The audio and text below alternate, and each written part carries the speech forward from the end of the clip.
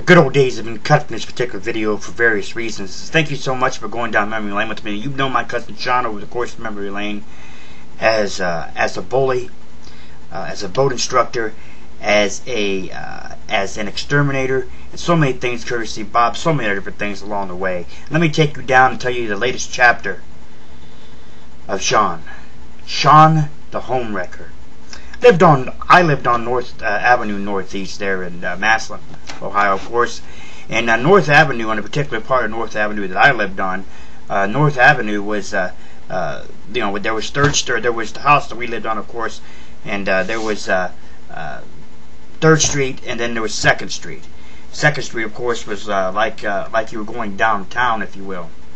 Okay, none of you know where I'll be familiar with. Nonetheless, there was a house that sat there on 2nd Street there, a real big 2-story house, and looked kind of spooky at night there, glowing and with the street light glowing on it. Looked kind of spooky at some point.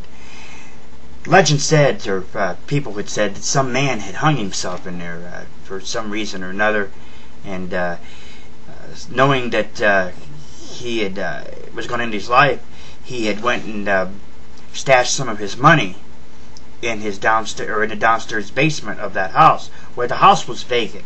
You know, there was nobody living in the house. The house had been vacant for a number of years, and I don't know if it's still vacant to this day or if it's still standing to this day.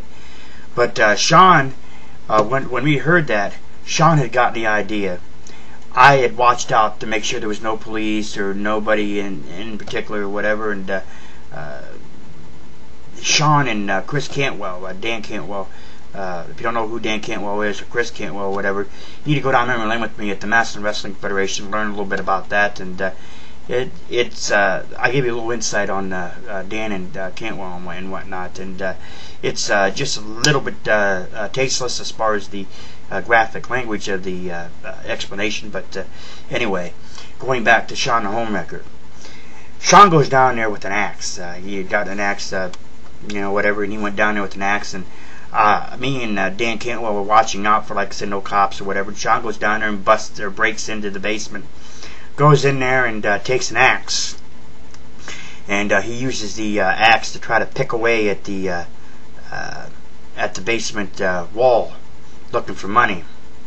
Of course, he never found no money, so that right there was just one of those tales or one of those legends or whatever that people, rumors and stuff that people try to spread. But nonetheless, Shawn goes in there, like I said, and just takes the axe, starts tearing the wall up. He tore that wall to hell and back, and it's just like Shawn the Homewrecker. I will reconstruct your home the way that I want to. Wrecking your house without a wrecking ball. Just a funny time nonetheless. Shawn the Homewrecker going in and just wrecking that home there, tearing that wall apart, looking for money. Just it's funny.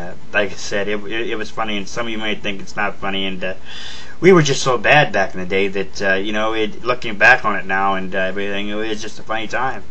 No money was there, but like I said, Shawn the Homewrecker just going there and just tear the wall apart. Funny time. Thank you so much for going down memory lane with me. I'll catch you next time.